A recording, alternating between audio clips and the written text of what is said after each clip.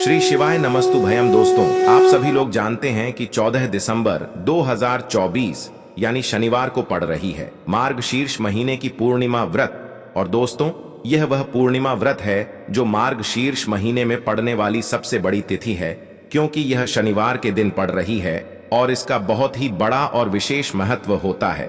पूज्य गुरु जी ने कहा है कि अगर कभी भी मौका लग जाए और मार्गशीर्ष महीने की शनिवार पूर्णिमा व्रत को पड़ जाए तो आप लोगों को एक छुटकी काला तिल वाला उपाय तो अवश्य ही करना चाहिए। इन दोनों का संयोग बहुत कम आता है और इसी के साथ में गुरुजी ने अपनी शिव पुराण कथा में बताया है कि इस दिन आपको एक छुटकी काला तिल वाला उपाय तो आपको अवश्य ही करना चाहिए, क्योंकि ऐसा दिन पूरे साल में सिर्फ एक ही बार आता है। और दोस्तों, आप सभी लोग जानते हो कि शनिवार पूर्णिमा व्रत का अगर सबसे बड़ा कोई उपाय है तो एक छुटकी काला तिल वाला उपाय है। तो दोस्तों, इस शनिवार पूर्णिमा व्रत के दिन आप लोगों को इस एक छुटकी काला तिल वाला उपाय को जरूर करना है। बहुत सारे लोग होंगे जिन लोगों ने इस उपाय को ना किया हो, मतलब पूरा साल निकल गया, उन्होंने किसी भी दिन इस एक छुटकी काला तिल वाला उपाय को ना किया हो। पर दोस्तों, आपके पास एक आखिरी मौका बचा हुआ है, जो कि 14 दिसंबर शनिवार पूर्णिमा व्रत के दिन है। तो इस दिन आप लोगों को इस वाले उपाय को जरूर कर लेना है। भले ही आपने पूरे महीने भर इस उपाय को ना किया हो, पर अगर आपने इस मार्गशीर्ष महीने के शनिवार पूर्णिमा व्रत के दिन अगर इस वाले उपाय को कर लिया तो आपको इस उपाय को करने का वह फल मिलेगा जिसकी आपने कभी कल्पना भी नहीं करी होगी। इसीलिए आप लोग इस वाले उपाय को एक बार जरूर कर लेना है, ताकि आप लोगों के हाथ से यह मौका ना जा सके और आपको इस उपाय को करने का फल मिल सके। दोस्तों, यह उपाय पंडित जी ने अपनी अभी की ही श्री शिव महापुराण की कथा में बताया है, जिस उपाय को आज हम आपको बहुत अच्छे से समझाने वाले हैं। इस वीडियो को देखने के बाद इस उपाय को समझने के लिए आपको कोई और वीडियो को देखने की जरूरत नहीं पड़ेगी। तो चलिए दोस्तों, उपाय को शुरू करते हैं।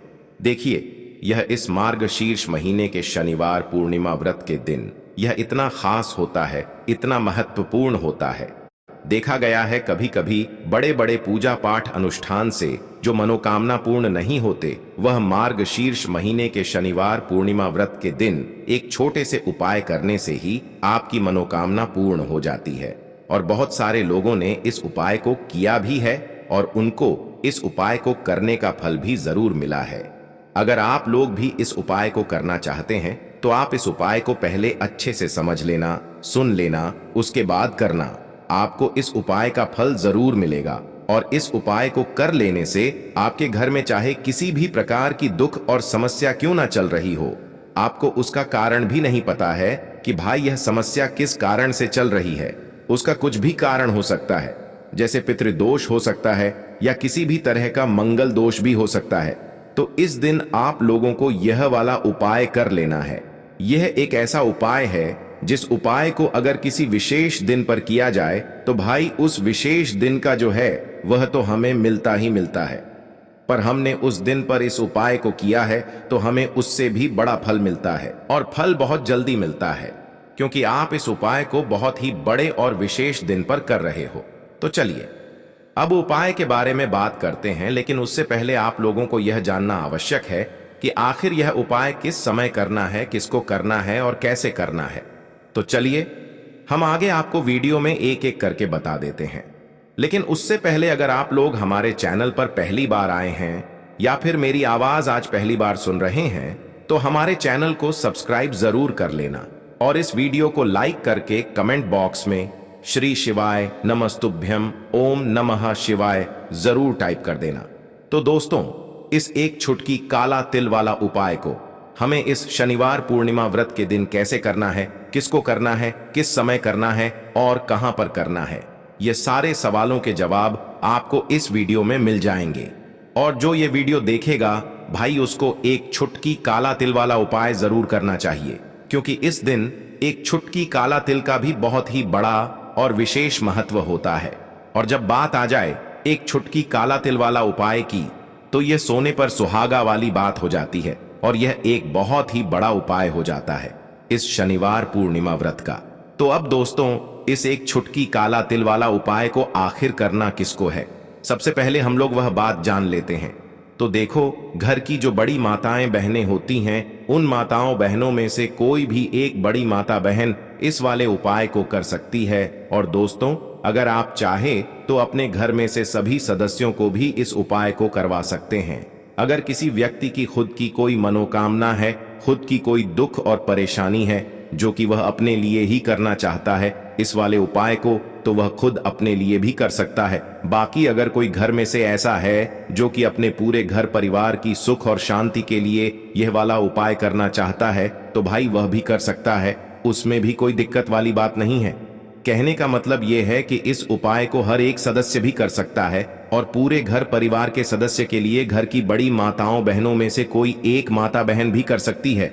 माताएं बहनें अगर घर में उपस्थित ना हो या वह यह वाला उपाय ना कर पा रही हो, तो फिर घर का कोई बड़ा सदस्य भी इस एक छुटकी काला तिल वाला उपाय को कर सकता है, चाहे फिर वह पुरुष ही क्यों ना हो, उसमें कोई भी दिक्कत वाली बात नहीं है।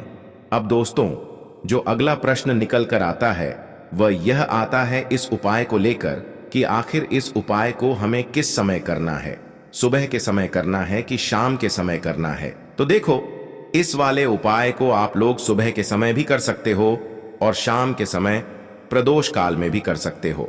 अब अगर आप पूछो कि भाई सबसे उत्तम समय कौन सा रहेगा इस एक छुटकी काला तिल वाला उपाय को करने का, तो हम आपसे बस यही कहेंगे कि इस उपाय को आप सुबह के समय करेंगे तो ज्यादा बेहतर होगा। बाकी अगर प्रदोष काल शाम के समय भी करेंगे तो भी अच्छा होगा, उसमें कोई भी दिक्कत वाली बात नहीं है। तो अब दोस्तों, जो अगली सबसे बड़ी और महत्वपूर्ण बात आती है वह यह आती है कि सुबह अगर हम उपाय को करेंगे तो हमें कितने बजे से लेकर कितने बजे तक के बीच में करना है, और शाम के समय प्रदोष काल में करेंगे तो हमें कितने बजे से लेकर कितने बजे के बीच में करना है। तो देखो, सुबह जितनी जल्दी हो सके आप उपाय को करने की कोशिश करना। बाकी अगर किसी कारणवश लेट भी हो जाओ, थोड़ी देर भी हो जाए, तो 10 या 11 बजे तक भी आप उपाय कर लेना, पर 12 बजे से ज्यादा देरी ना हो, ठीक है? इस बात का ध्यान रखना। उसके बाद में दोस्तों, अगर शाम के समय प्रदोष काल की बात करें, प्रदोष काल का जो समय है होता है वो शाम के 6 बजे से शुरू हो जाता है। मतलब शाम के 6 बजे से लेकर 7 बजे के बीच का जो समय होता है, यह समय प्रदोष काल का समय होता है। तो आप इस उपाय को 7 या 8 बजे के बीच में भी कर सकते हो। मतलब शाम के 6 बजे से रात 8 बजे के बीच में आप कभी भी इस वाले उपाय को कर सकते हो, उसमें कोई भी दिक्कत वाली बात नहीं है। देखिए दोस्तों, पूर्णिमा की जो व्रत है वह जीवन से दुर्भाग्य को दूर करती है, दरिद्रता को दूर करती है और हमारी सोई हुई किस्मत को जगाने का कार्य करती है। तो चैत्र मार्ग शीर्ष महीने की विशेष पूर्णिमा व्रत पर आपको यह उपाय करने से चूकने नहीं है। तो चलिए दोस्तों, जान लेते हैं पहले उपाय के बारे में। देखिए दोस्तों, इस उपाय को करने के लिए मात्र आपको एक गुड़ का टुकड़ा लेना होगा और इसी के साथ में आपको मात्र एक स्टील की कटोरी के अंदर शुद्ध जल लेना होगा। देखिए दोस्तों, सबसे पहले तो आपने जो स्टील के पात्र के अंदर जल लिया था, इसमें आपको जो गुड़ का टुकड़ा है इसे डाल देना है, यानी कि आपको गुड़ से युक्त जल तैयार कर लेना होगा। अब दोस्तों, इस प्रकार से ये जल तैयार करने के बाद इससे आपको लेकर के पहुंचना है तुलसी जी के पौधे के पास में। देखिए, आप यह जो उपाय है इससे अपने घर पर जो तुलसी जी का पौधा है वहां पर भी कर सकते हैं। घर पर तुलसी जी का पौधा नहीं है तो मंदिर में जो तुलसी जी होती है वहां पर भी आप यह उपाय कर सकते हैं। देखिए दोस्तों, सबसे पहले तो आपको जो अपने गुड़ वाला जल तैयार किया है इसे अपने सीधे हाथ की हथेली पर लेना है और आपको ओम नमो भगवते वासुदेवाय इस मंत्र का जाप करते हुए आपको जो अपना नाम है और अपनी गोत्र है उससे 7 बार बोलना है और यह जल आपको तुलसी जी की जड़ में अर्पित करना है। आपको प्रार्थना करनी है कि हमारे जीवन से जो भी धन की समस्या है वह दूर हो जाए और माता लक्ष्मी की कृपा सदैव हमारे ऊपर बनी रहे। इस प्रकार से आपको कामना करनी है और ऐसे शुभ भाव को रखते हुए आपको ये जो जल है इसे तुलसी जी की जड़ में समर्पित करना है। देखिए दोस्तों, पूर्णिमा की व्रत पर इस प्रकार से गुड़ वाला जल समर्पित करने से आपके जीवन में कभी भी धन की समस्या नहीं होती है। देखिए, यह जो उपाय है आपके जीवन में संपदा को बढ़ाने वाला है, यानी कि इस उपाय को करने के बाद आपके जीवन में कभी भी दरिद्रता उत्पन्न नहीं होती है और आपको अपने जीवन में सुख, समृद्धि तथा वैभव की प्राप्ति होती है। तो इस प्रकार से आपको यह पहला उपाय करना है अपने जीवन में सुख, समृद्धि तथा धन की प्राप्ति के लिए। अब दोस्तों हम जान लेते हैं दूसरे चमत्कारिक उपाय के बारे में। देखिए, इस उपाय को विशेषकर आपको अपने घर में जहां कहीं भी शम का वृक्ष है, शम का पौधा है, वहां पर आपको करना है। घर में शम का वृक्ष नहीं है तो आपके आसपास जो भी शम का वृक्ष है वहां पर भी आप यह उपाय कर सकते हैं। तो देखिए, इस उपाय को करने के लिए सबसे पहले तो आपको एक दीपक लेना होगा। दीपक आप मिट्टी का भी ले सकते, आटे का भी बना सकते हैं और इस दीपक में आपको गोल बाती का प्रयोग करना है और साथ ही साथ दीपक में आपको शुद्ध घी का प्रयोग करना है। अब इस प्रकार से एक गोल बाती का दीपक तैयार करने के बाद इसी के साथ में आपको मात्र एक छुटकी काले तेल भी लेने होंगे। देखिए, शनिवार पूर्णिमा व्रत के दिन शम के वृक्ष के वहां पर हम कोई भी उपाय करते हैं तो इससे हमें शनि दोष से मुक्ति मिलती है। साथ ही साथ हमें हमारे जो कर्ज हैं उससे भी मुक्ति मिलती है। तो यह जो उपाय है आपको सूर्यास्त के बाद में ही करना है। सबसे पहले तो आपको इस दीपक को और काले तिल को लेकर के पहुंचना है शमी के वृक्ष के वहां पर। अब आपके पास जो काले तिल हैं, सबसे पहले तो इन्हें आपको उस दीपक के अंदर डाल देने हैं। ओम शम शनि शराय नमः इस मंत्र का जाप करते हुए। अब देखिए, इस दीपक को आपको अपना जो मुख है वह पश्चिम दिशा में रख करके प्रज्वलित करना है, क्योंकि पश्चिम दिशा भगवान शनिदेव की मानी गई है। तो आपको अपना जो मुख है वह पश्चिम दिशा में रख करके ओम शम शनिश्चराय नमः इस मंत्र का कम से कम 11 बार जाप करके यह दीपक आपको क्मी के वृक्ष के वहां पर प्रज्वलित करना है। देखिए, यह जो दीपक है आपके जीवन के अंधकार को दूर करने वाला है, साथ ही साथ शनिदेव को प्रसन्न करने वाला है और साथ ही साथ आपके जीवन में जो भी कर्ज से जुड़ी हुई समस्याएं हैं उन्हें भी दूर करने वाला है।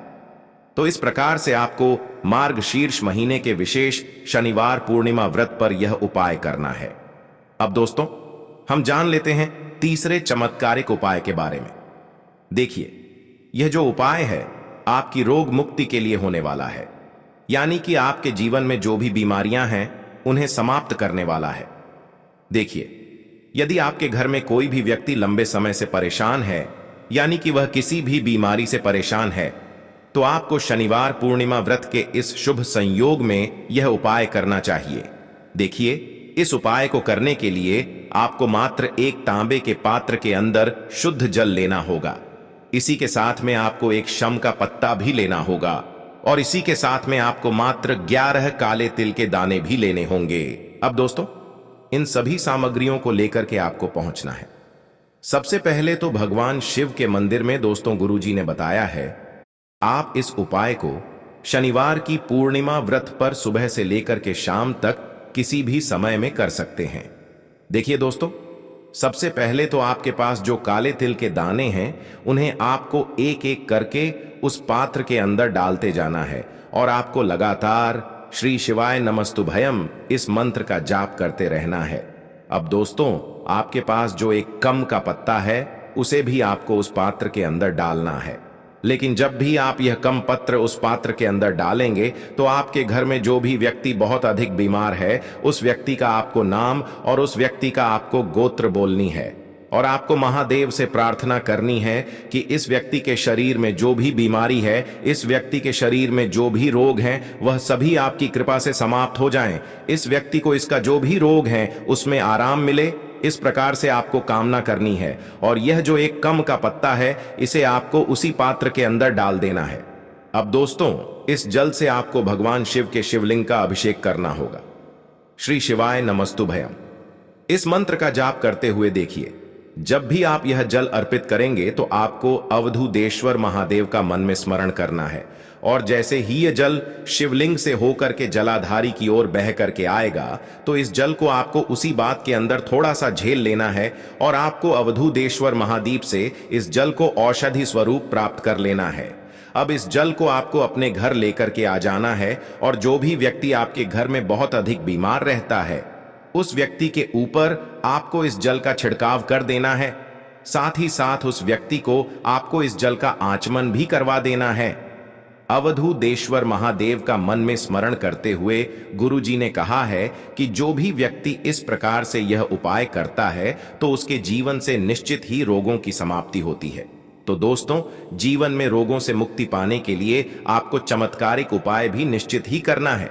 अब दोस्तों, हम जान लेते हैं गुरुजी द्वारा बताए गए चौथे विशेष और अंतिम उपाय के बारे में। देखिए दोस्तों, यदि आप भी चाहते हैं कि चारों ही दिशाओं से आपके जीवन में कभी भी धन की समस्या नहीं होनी चाहिए, चारों दिशाओं से आपके जीवन में जो धन के स्रोत हैं वह बंद नहीं होने चाहिए, चारों दिशाओं से आपके जीवन में धन आना चाहिए, आपके जीवन में धन की प्राप्ति होनी चाहिए, तो आपको यह चमत्कारिक उपाय करना है।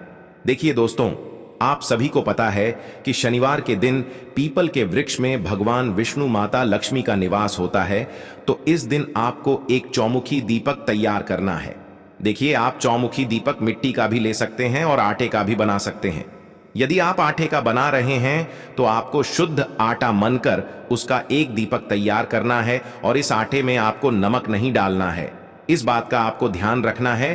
तो इस प्रकार से आपको यह दीपक तैयार करना है। दीपक में आपको 4 बातिन का प्रयोग करना है। 4 बायां जो है, आप मोली वाला जो धागा आता है कलावा का, उसकी बायों का प्रयोग कर सकते हैं। और इसी के साथ में आपको इस दीपक में शुद्ध घी का प्रयोग करना होगा। अब देखिए दोस्तों, इसी के साथ में आपको एक चुटकी हल्दी भी लेनी होगी। और जो एक चुटकी हल्दी आपने ली है, इसे आपको उसी चौमुखी दीपक के अंदर डाल देनी होगी।